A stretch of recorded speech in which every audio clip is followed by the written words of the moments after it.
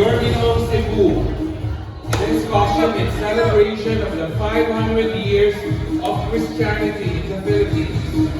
The costume is symbolic of Magellan's cross that was first planted in Cebu in 1521 and started the birth of the Sinulog Festival of Cebu.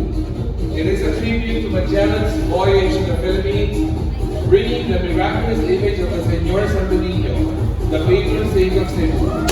Viva el Señor, Viva Cebu! This is Eric Electricer, your Ginoong Cebu. Next is your Ginoong Pageant, Michael Brian Maros. Clocks were just one of the best assets of the province that represents its identity and culture. Its simplicity, yet striking and down-to-earth features, clearly portrays its remarkable roots. From the headdress down to the bahag, or G-string, paired with sulibao and nose flute, shows the proud, noble, and gallant stature, designed by Ash Quinto. Again, this is your Ginoong Pageant, Mr. Michael Brian Cabalos.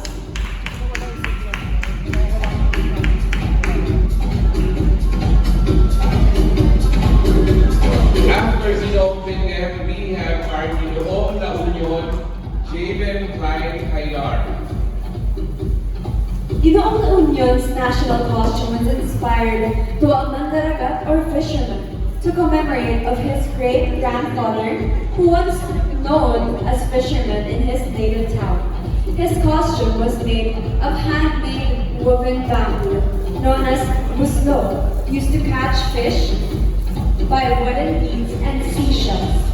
Fabric used is a handmade woven cloth known as inabel, which is a native product of his hometown for his native bahag.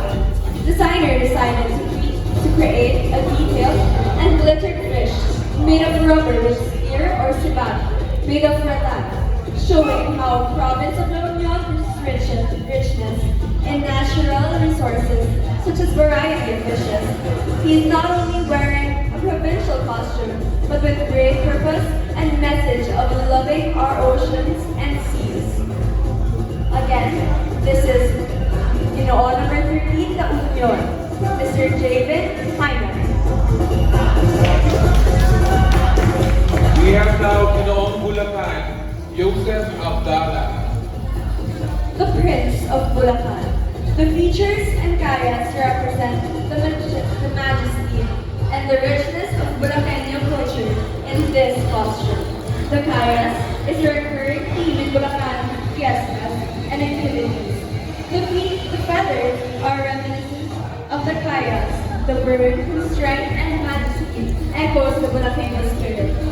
Again, Ginoong number 14 from Bulacan, Mr. Yusuf Abdallah. Our next Ginoo is Ginoong Misamis Occidental, Robert Lagura. Ginoong Misamis Occidental inspired attire is a tribe indigenous to Ozamis City, particularly living in the mountainous areas of Misamis Occidental.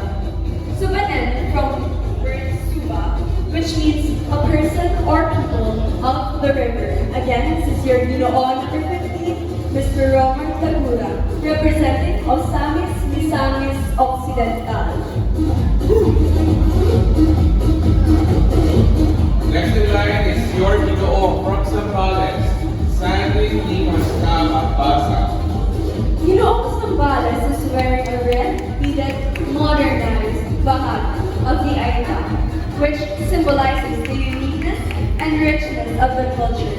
He holds a bow and arrow, an ethnic weapon for hunting, creatively crafted by an Aita tribal chieftain that signifies bravery and courage.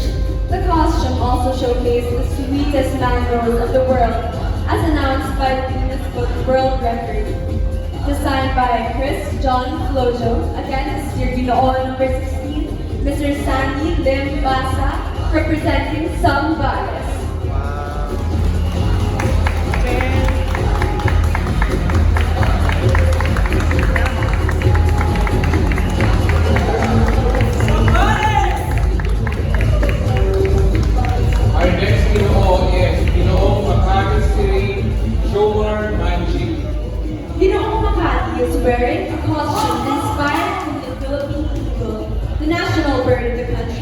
It depicts the golden Philippine Eagle warrior, which represents a Filipino fighting for both his freedom and success.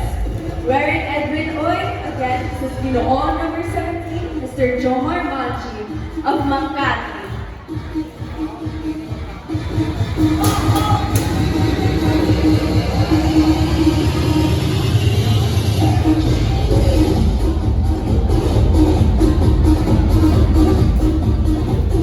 Our next candidate is Ginoong Terry Mariano. Baguio City is known as the melting pot of the Cordillera tribe culture.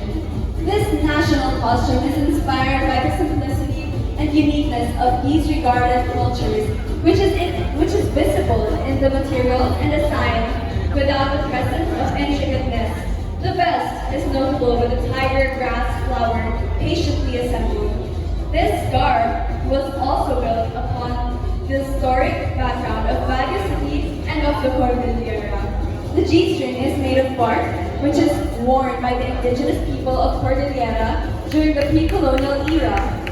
The knot basket with the local name Pasiging have sacred illusions and were hand-woven traditionally.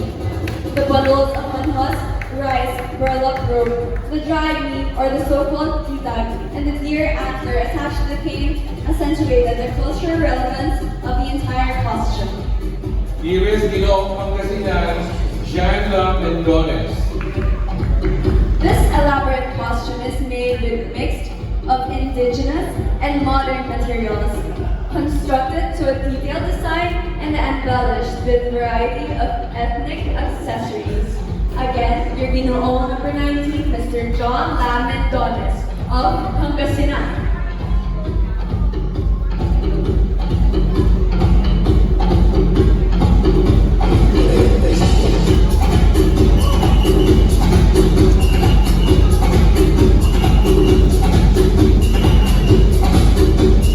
We now have our Ginoong Cagayan Valley, Jordan Sibaluca. Ginoong Pilipinas Valley is wearing a costume. That sun costume was inspired from the Visayan mythology, Nayataw, the god of sun. The costume depicts the rising sun of the Philippines and the bright culture and beliefs of every Filipino. Again, your Ginoong number 20, Mr. Jordan Sibaluca of Cagayan Valley. And announced by Denrich Alvarez.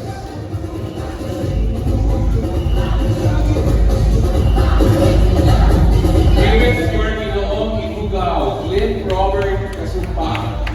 Ginoong Ifugao's costume was inspired by the famous Banawe rice terraces in the province of Ifugao. Ginoong Ifugao is wearing the traditional Ifugao bahag, or the G-string, adorned with the ginutog, the Ifugao traditional belt attached to a sheathed bolo knife, and the taluan, a wide traditional bag used by Ifugao men to hold their charms, flint, and steel. Kambon, Ifugao male headdress with horn-billed feet believed to be the messenger to the Ifugao gods. Ifugao Bale, or the native house, is said to be the first prefabricated house in the world. The costume manifests a unique design using the rich indigenous materials and fabric, creating a festive effect. The overall costume symbolizes an empowered Ifugao man. Again, this is your Ginoong number 20, Mr. Cliff Robert Kasumpa of Ifugao. Last but not least is your Ginoong Pampanga, Elmer Quezon. Ginoong Pampanga's costume was inspired by the famous Ibon Eban Festival in Pampanga, also known as Birds and Eggs Festival.